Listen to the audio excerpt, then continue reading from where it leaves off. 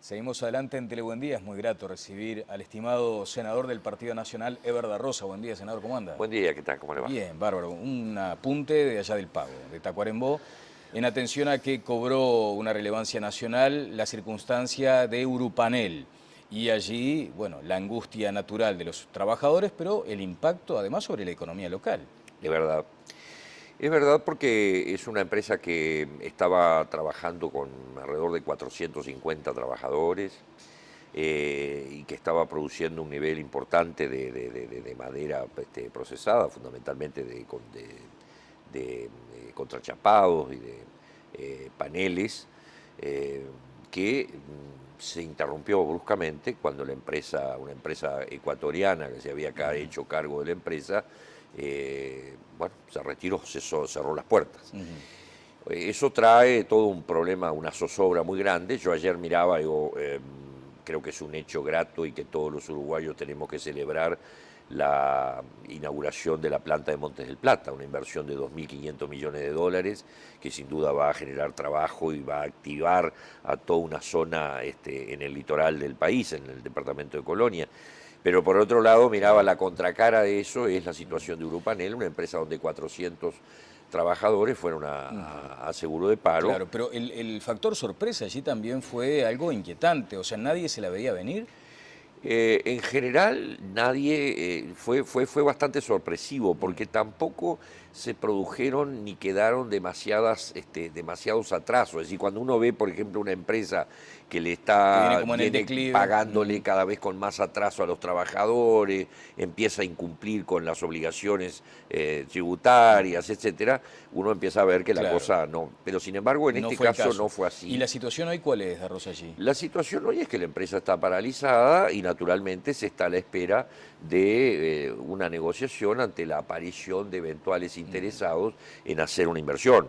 Esto se arregla con una inversión importante de Con quien plata. venga interesado. Se arregla con Se plata. arregla con plata. Y allí Ahora, sí.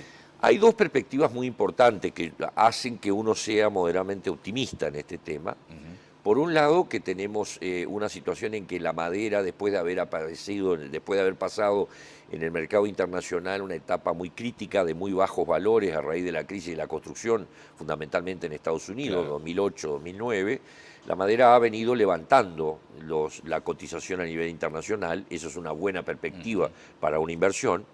Y la otra es de que la cantidad de madera plantada, la cantidad de árboles, la masa forestal que existe en todo el norte, entre Tacuarembó y Rivera, supera largamente la capacidad instalada hoy de industrialización. Claro. De manera que la abundancia de materia prima también está asegurada. Es decir, y existe una fábrica que está instalada. Bien. De manera que hay dos o tres factores que nos hacen pensar que esta situación se arreglará en la medida en que un nuevo inversor aparezca interesado en darle un nuevo empuje, una nueva, probablemente tenga que hacer algunas readecuaciones y alguna inversión, fundamentalmente de la caldera, que tuvo un problema, un incendio en octubre del año pasado, que fue también un factor que influyó en este tema. Pero, en fin, todos deseamos y queremos que esto se arregle a la mayor brevedad posible. Se menciona el origen de los eventuales fondos que podrían ser brasileños o finlandeses, también se ha señalado esa eventualidad y se le asigna en ese sentido un rol estratégico la visita del presidente Mujica a Finlandia. ¿Le consta eso? Sí, se habla de un inversor finlandés, se habla de un inversor brasilero, se habla también de inversores uruguayos que estarían interesados, de manera que estas cosas siempre se manejan con la reserva propia del mundo de los negocios. Bueno, está bien. De manera que esperemos que las cosas encuentren su cauce, por lo menos todos queremos en ese sentido ver con optimismo el tema. Hace pocos días hubo una marcha de los trabajadores y los comerciantes proveedores, porque aquí no solamente los trabajadores son afectados, está también aquello de la cadena, ¿no? Todos los comercios proveedores están siendo fuertemente afectados. Bueno. Pero en fin, esperemos en que las cosas se encarrilen, ¿no? Por la positiva. Por la positiva. ¿Se siente cómodo con el eslogan de campaña o lo Sí, acota demasiado? Sí. Mire, yo siempre he sostenido, y lo vengo sosteniendo hace mucho tiempo, lo sostuve dentro de mi sector y dentro del partido, de que la forma de enfrentar una instancia, el perfil del partido, frente a un gobierno que ha tenido las circunstancias favorables que ha tenido desde el punto de vista de la coyuntura de mercados a nivel internacional. Ya no hablemos de la coyuntura económica, porque enseguida se va a decir, se enfrentó la crisis de Estados Unidos, de Europa, 2008, 2009, 2010. No hablemos de coyuntura económica, hablemos sí de mercados. Ha habido una apertura de mercados, posibilidades de mercados que no existían antes. Fundamentalmente la emergencia de Asia y el interés de China por esta parte del mundo.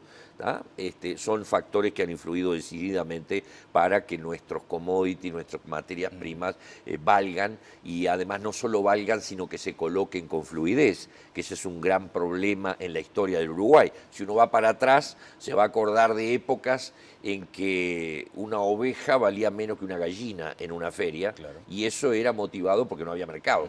Hoy el país felizmente tiene mercados, tiene fluidez de mercados, y eso ha ayudado notoriamente a la economía. ¿Y cómo encaja este razonamiento en esa pregunta de la positiva? O sea, entonces, lo que siempre he sostenido es que frente a esa perspectiva es muy difícil perfilar a un partido en una actitud solamente de crítica, en una actitud solamente de ataques, porque además la gente está bastante cansada de eso. Uno percibe, hablando con la gente, esa es una de las ventajas que tiene a veces la política departamental, que uno habla más mano a mano con la gente, sí, pero uno percibe a nivel micro lo que después son tendencias a nivel macro de la sociedad, en los que la gente por lo general dice estamos cansados de ataques entre los políticos y lo que queremos es, en definitiva, bueno, que perfilen soluciones o busquen caminos para determinados problemas que tenemos dentro de la sociedad y que queremos solucionar, y frente a los cuales el Frente había aparecido en el 2004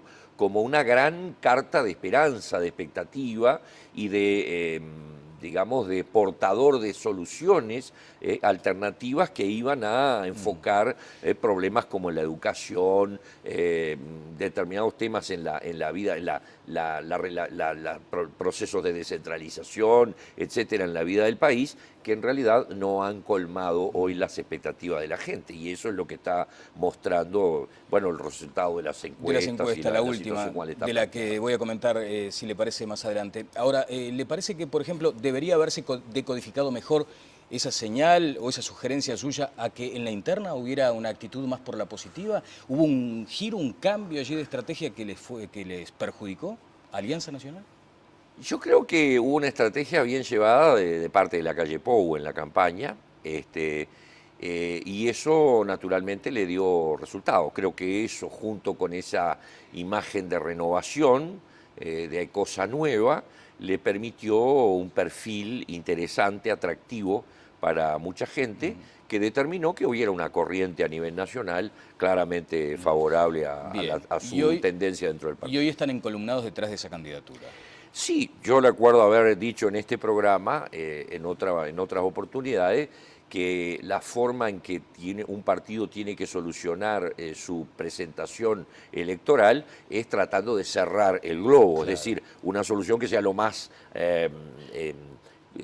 globalizadora posible adentro del partido. Y no hay mejor solución que una fórmula que está integrada por los dos candidatos que disputaron la candidatura. De manera que si el que ganó es el candidato a presidente y el que perdió el candidato a vicepresidente, me parece que es una forma interesante y bien inteligente de resolver esa interna del partido, que no siempre es fácil, claro, porque siempre quedan algunas heridas y algunas rispideces propias de la disputa de una interna. El 15 se presentan los 500 técnicos, el programa. Allí usted entiende que se contempló aquella postura, el reclamo de Jorge Larrañaga para que se tuvieran muy en cuenta temas de prioridad para Alianza Nacional, la descentralización, por ejemplo.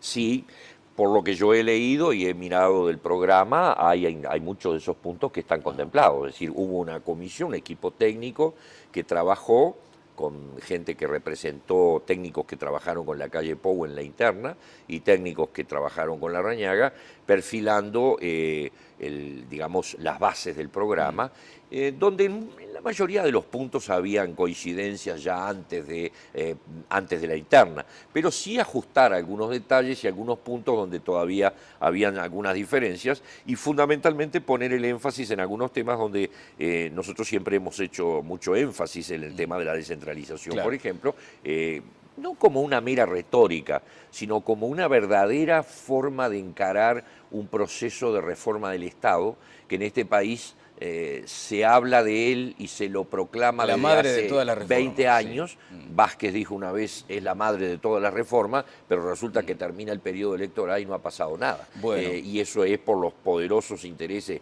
políticos, corporativos, etcétera, que existen en Montevideo. No hay otra forma en el Uruguay de introducir algunas reformas al Estado y de desburocratizar el país, sino es precisamente con una mayor participación de los gobiernos departamentales en muchos temas que tienen que ver con la salud, la educación, la vivienda, etcétera. En la vida ¿El del país. presidente Mujica comenzó a transitar ese camino desde su punto de vista? Yo creo que el presidente Mujica deja como digamos, saldo al fin de su gobierno el de haber sido, y eso lo reconozco yo que soy un legislador de la oposición, pertenezco al Partido Nacional, deja un saldo interesante en cuanto a la relación del presidente y del Poder Ejecutivo con los intendentes. Creo que ha sido el presidente de la República que mayor participación y mayor diálogo y mayor fluidez ha tenido con los intendentes departamentales. No debería haber retrocesos ahí en ese Creo, sentido. ojalá no haya retroceso, ojalá el presidente que venga Bien. mantenga esa misma política, porque creo que es un aspecto positivo incorporado a la cultura de gobierno en el Bien. país. El 15 habrá programa, entonces. Se le responderá de ese modo a Pedro Bordaberry, que les está cuestionando a los representantes del Partido Nacional que no cuentan todavía con un programa como sí lo tiene ya el Partido Colorado. ¿Cómo advierte estas reacciones últimas del candidato colorado? Y naturalmente, yo si estuviera en el lugar de Bordaberry, vienen las encuestas y veo en el lugar en que está el Partido Colorado, me pondría muy nervioso, y eso es lo que yo creo que está ocurriendo.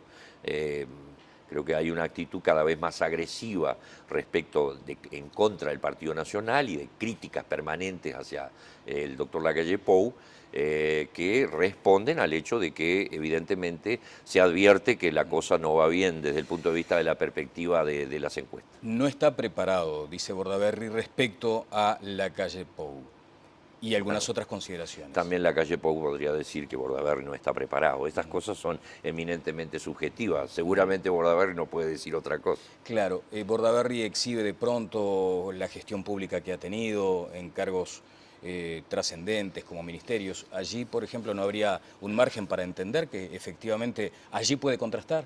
Eso es relativo porque la presencia de Bordaberry en los ministerios que ocupó fue bastante efímera, no fue tampoco una cuestión de que lleva una trayectoria de 10 años en cargos ejecutivos, fue una duración de un periodo de un par de años en el gobierno de Valle, y bueno, hay muchas propuestas y muchos planteos, pero también se habla mucho de esas cosas que son típicas de campaña electoral, hablar de aumentar los gastos y por otro lado de bajar los impuestos, y esas cosas la gente ya está de vuelta de ese tipo de promesas, ¿no? Promesa electoral meramente. Ever, dígame, el asunto es que esto se está procesando hoy, pero laudará en la eventualidad, seguramente ustedes lo esperan así, de un balotaje. Allí hay que acercar posiciones. ¿Ayuda a este tipo de circunstancias? El balotaje es una instancia en donde, en primer lugar, no es una cuestión de partido contra partido. Es decir, así como están planteadas las cosas, parecería que vamos a tener una especie de anticipo de balotaje en el mes de octubre entre el Frente Amplio y el Partido Nacional, y vamos a tener el balotaje en el mes de noviembre. Y en el mes de noviembre creo que, como se ha dicho en reiteradas oportunidades, y con razón, no se trata de una cuestión de un partido contra otro partido, sino de un candidato con otro candidato. Claro, y ahí los ciudadanos en general deciden las cosas a veces con cierta independencia de los partidos a los que pertenecen. Bueno, pero es fácil recrear... Nadie puede asegurar que aunque el señor Bordaberry diga hay que votar tal cosa, todos los colorados voten eso. O aunque el señor Mieres diga hay que votar tal candidato, todos los los independientes vayan a votar eso, o lo que digan los dirigentes de los partidos de izquierda que están fuera del Frente Amplio, que también hoy están marcando en las encuestas, con algunos porcentajes, vayan a tenerla. Ahí el ciudadano es bastante independiente. Bien. ¿Usted toma distancia de ese concepto del Uruguay de las dos mitades, digamos, esa eventualidad de que haya un sector conservador y otro progresista? Yo creo que existe, sí, un Uruguay de dos mitades. En lo que discrepo es en cuanto a que se crea que es un Uruguay de dos mitades que responde a directivas, sino que llega el momento del balotaje y el ciudadano vota con bastante independencia respecto de la disciplina partidaria. Bien, volviendo un minuto atrás. Uno podría recrear la reunión entre la calle Pou, si efectivamente se confirma esto que dicen las encuestas, y Bordaberry para decir, bueno, ahora tenemos que ir juntos. ¿Cómo vas a resolver aquel asunto que decías respecto a que no estaba preparado? Bueno, parecería, ese es el tipo de situaciones que yo creo, por eso digo que me parece que la situación en las encuestas es lo que hace que Bordaberry esté en esa actitud, porque de lo contrario, creo que Bordaberry debería ser mucho más prudente, en el sentido de entender que después viene el balotaje y por tanto cuidado porque después puede caer en contradicciones muy severas, ¿no? Es decir, pero claro, uno entiende que está pensando en octubre, no está pensando en noviembre. Bien, Da Rosa, hubo una actitud reactiva fuerte y seguramente para muchos muy desagradable respecto a las declaraciones de Susana Sienra de Ferreira, cuando dice que es blanca como hueso de bagual, pero le tiene admiración y confianza a Tabaré Vázquez. Las reacciones en las redes sociales fueron espantosas, a tal punto que hubo de salir Tabaré Vázquez a señalar que le mandará una carta de su puño y letra para solidarizarse con esta circunstancia. Y eso parece ser parte de una interna del Partido Nacional. Yo, en primer lugar, tengo un profundo respeto por tratarse de quien se trata, es la viuda de Wilson Ferreira Aldunate. Ahora, hay que diferenciar lo que es el papel del dirigente o del militante político en una campaña electoral de lo que es el papel de una ciudadana, de una persona que con libertad de criterio dice lo que siente o lo que en su corazón le dicta. A mí me parece que no veo misterio en que ella diga que es blanca como hueso de bagual, porque está diciendo que es blanca, y que tiene cierta admiración o respeto por la figura de Vázquez, porque ella no está en la lucha política, no está en el terreno de la disputa electoral, claro, sino que lo hace como una ciudadana que con todo derecho ¿cómo observa las emite un punto de vista. ¿Y las reacciones esas? Me parece que las reacciones a veces son exageradas en este tema y a veces la misma campaña electoral vuelve a la gente fanática y enardece a la gente y hace que la gente pierda la razón. Es decir, yo en ningún momento pierdo la perspectiva de lo que es la figura de la viuda de Wilson Ferreira y de una persona que hay que reconocerle un enorme esfuerzo también por la democracia, porque no hay que olvidar que fue quien acompañó a Wilson en esos años tan duros del exilio, claro, y que fue su compañera y su sostén durante esos años. De manera que lo tomo con respeto. Nada más que considero que no es el mismo punto de vista con el cual, con la libertad que ella puede opinar hoy como una ciudadana, que quien está en la tarea de la militancia o de la lucha partidaria enfrascado en una campaña electoral. Está bien. Volviendo brevemente sobre aspectos vinculados a la candidatura de Pedro Bordaberry, les reclama a los blancos o al Partido Nacional más compromiso con esto, decía La Baja. En ese caso, ¿ustedes como Alianza Nacional también tomarán distancia? No, nosotros tomamos una actitud prudente en este sentido y yo a mucha gente que me ha preguntado sobre el tema de la baja de la imputabilidad, les he dicho, mirá, yo te puedo dar mi opinión más como abogado que como político, porque me parece que los ciudadanos no son, aquí no estamos en regimientos, ¿no? Donde hay un capitán que da la orden y todo el mundo a votar tal cosa, todo el mundo a votar por sí o todo el mundo a votar por no. Me parece que el referéndum es intrínsecamente una instancia en la que el ciudadano libremente va y vota lo que le parece más conveniente. Y yo le he dicho, yo como abogado creo que el aporte de la baja en la imputabilidad es casi nulo. Lo dije hace pocos días en una reunión, creo que fue en Rivera, que le decía el otro día a un grupo de amigos, es como poner en la Constitución una norma hoy que diga se autorizará, se permitirá la causal de riñas y disputas como causal de divorcio. Y entonces usted me va a decir, ¿y para qué lo va a poner en la Constitución si eso ya está vigente en la ley? La legislación está. Tenemos un código penal que fue aprobado, un código de la niñez y de la adolescencia, que fue aprobado en el gobierno del doctor Valle, que dispone que un menor es responsable e imputable a partir de los 13 años, en donde por la comisión de determinados delitos graves debe ser internado, un juez puede privarle de su libertad e internarlo en un establecimiento. En lo que tenemos sí que avanzar y mejorar es en cuanto a la capacidad de esos centros para que actúen realmente como centros de rehabilitación. Eso sí, en ese punto hay que trabajar fuertemente y creo que el próximo gobierno, cualquiera sea el pelo político que tenga, tendrá que seguir trabajando en ese sentido. Ahora, pensar que vamos a corregir problemas tan graves como el de la delincuencia con una reforma de la Constitución, bueno, el que crea que eso se arregla con una norma constitucional, que la vote. Bueno, yo no me voy a oponer tampoco a que la vote, pero sinceramente, personalmente, claro, no creo que arregle mucho el problema. Bueno, hablando de cuestiones legislativas y que tienen que ver con la justicia, lo que sí fue histórico fue este nuevo Código del Proceso Penal. Y allí usted estuvo protagonizando primero la postura blanca, la postura del Partido Nacional, en un cambio, coincide, es un cambio revolucionario, ese sí. Sí, es un cambio muy importante en la vida. Primero, es una tendencia que se ha dado en todos los países. Todos los países en América Latina han ayornado sus códigos de proceso, haciendo que los procesos sean más ágiles, sean más dinámicos, sean orales, sean públicos, y el juez esté más cerca de los hechos y de las partes, cosa que se fue perdiendo en el Código del Proceso Penal que tenemos nosotros, que es de 1981, porque el proceso es, al decir del maestro Couture, desesperadamente escrito. Eso hace que el proceso sea tremendamente lento, que generalmente se dicta un auto de procesamiento, que un auto de procesamiento es nada más que el inicio de un proceso. Después, si la persona es condenada o es absuelta, a nadie interesa, a nadie le importa, ni sale en ningún medio de prensa, ni trasciende por ningún lado, porque simplemente se toma en el Uruguay el procesamiento como una condena. Lo procesaron, lo condenaron, y no es lo mismo. Claro.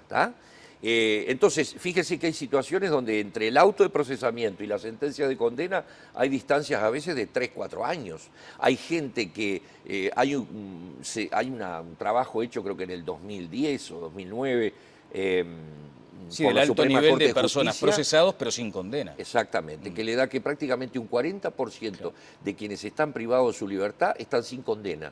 Y después se encuentra con un porcentaje de gente que era inocente, que, seguro, o que es condenado, pero ya está en libertad, porque ya cumplió la pena y ya fue liberado mediante la libertad provisional, la excarcelación provisional, obtiene la libertad. Entonces, cuando lo condenan, resulta que esa persona ya está en libertad. El nuevo código cambia eso, Eber, y lo hace más rápido, concentra más el proceso, que se va a desarrollar más por audiencias, y eso permite que en muchos casos, en delitos flagrantes, hurtos, rapiñas, violación, homicidios, lesiones, etcétera, situaciones de delitos flagrantes o en casos que existe semiplena prueba, pero donde la prueba se reúne rápidamente, se ordena rápidamente, el juez puede dictar sentencia en cuestión de horas. Y eso es un paso muy importante. Está bien, se le da mucho más relieve al fiscal, a la figura del fiscal. El que pasa a dirigir todo el proceso de investigación es el fiscal. Ajá. Es decir, todo el trabajo que hace la policía y las autoridades, los peritos y los trabajos técnicos en la investigación de un delito, en lugar de ser dirigido, supervisado por el juez, como es ahora, pasa a ser dirigido y supervisado por el fiscal. Se le da más libertad al juez, digamos. Para el juez queda para dictar sentencia.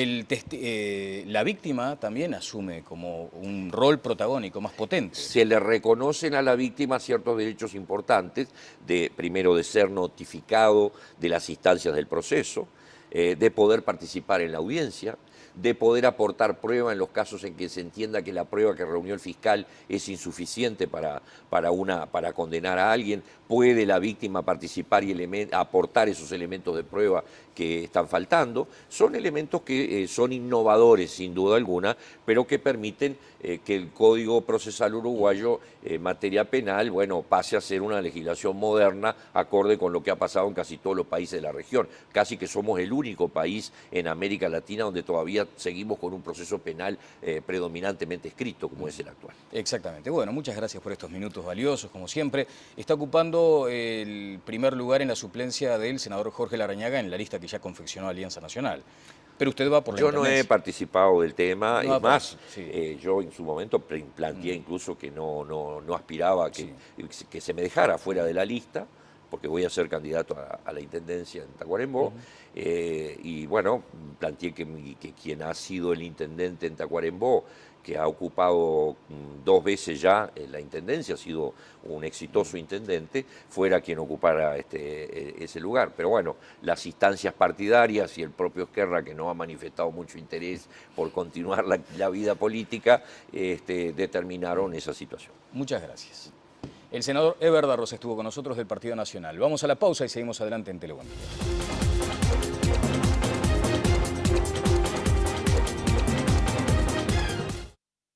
Todo un problema, una zozobra muy grande. Yo ayer miraba, digo, creo que es un hecho grato y que todos los uruguayos tenemos que celebrar la inauguración de la planta de Montes del Plata, una inversión de 2.500 millones de dólares que sin duda va a generar trabajo y va a activar a toda una zona en el litoral del país, en el departamento de Colonia. Pero por otro lado, miraba la contracara de eso, es la situación de Urupanel, una empresa donde 400 trabajadores fueron a seguro de paro. Claro, pero el factor sorpresa allí también fue algo inquietante, o sea, nadie se la veía venir. En general, nadie fue bastante sorpresivo porque tampoco se produjeron ni quedaron demasiados atrasos. Es decir, cuando uno ve, por ejemplo, una empresa que le viene pagándole cada vez con más atraso a los trabajadores, empieza a incumplir con las obligaciones tributarias, etc. Seguimos adelante en Telebuendía. Es muy grato recibir al estimado senador del Partido Nacional, Eber Darros. Buen día, senador, ¿cómo anda? Buen día, ¿qué tal? ¿Cómo le va? Bien, bárbaro. Un apunte de allá del Pago, de Tacuarembó, en atención a que cobró una relevancia nacional la circunstancia de Urupanel. Y allí, bueno, la angustia natural de los trabajadores, pero el impacto además sobre la economía local. De verdad. Es verdad porque es una empresa que estaba trabajando con alrededor de 450 trabajadores y que estaba produciendo un nivel importante de madera procesada, fundamentalmente de contrachapados y de paneles, que se interrumpió bruscamente cuando una empresa ecuatoriana que se había hecho cargo de la empresa, bueno, se retiró, cerró las puertas.